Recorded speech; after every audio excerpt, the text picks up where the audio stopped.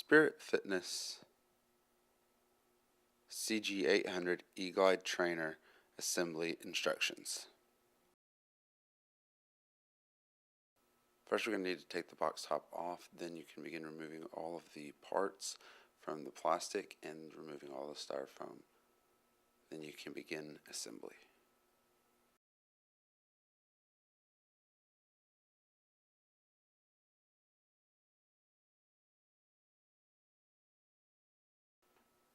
In this first step, we're going to need to first connect the speed sensor wire. Make sure that you don't pinch that when you're sliding these into place before you bolt them down.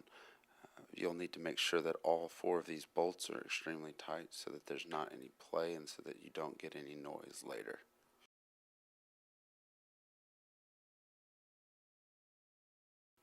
After installing the console mast, you'll need to install the stationary handlebars to the console mast with 4 stainless steel bolts and 4 split washers. Again, make sure that these are all extremely tight. Next, we'll need to put the swing arms on. These are labeled with a left and right sticker so that you can make sure that they are on the right side.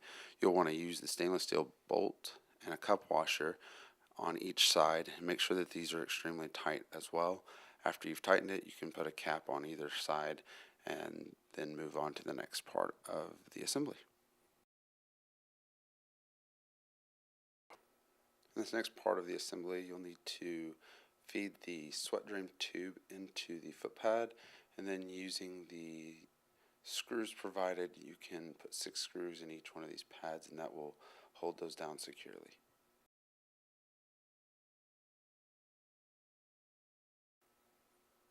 Up next, we're going to install the transport wheel using 2 bolts and 2 nuts. It really does help to slide something underneath the E-Glide to give some space so that installing these wheels is just a little easier.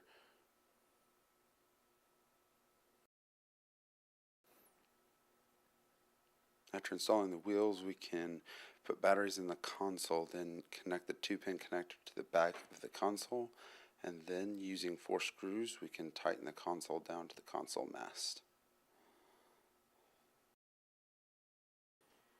And using 4 screws, we can secure the 2 bottle holders to either side of the console mast.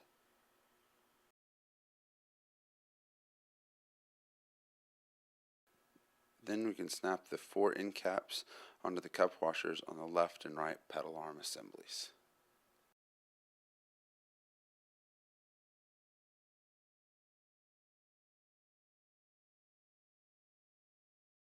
In this step, we're going to want to assemble the bracket at the bottom of the swing arms to the ends of the pedal arms using 2 shoulder bolts and 2 nuts. You'll want to make sure that these are extremely tight as well. This is an area where some noise can come and some play can come if these aren't tightened down very well.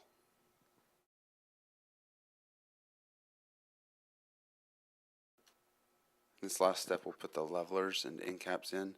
To put these levelers on, it'll help to put something under the unit to allow you to tilt the unit up and have some support under it while you install the levelers. After putting them on one side, just flip it over to the other side and repeat the process.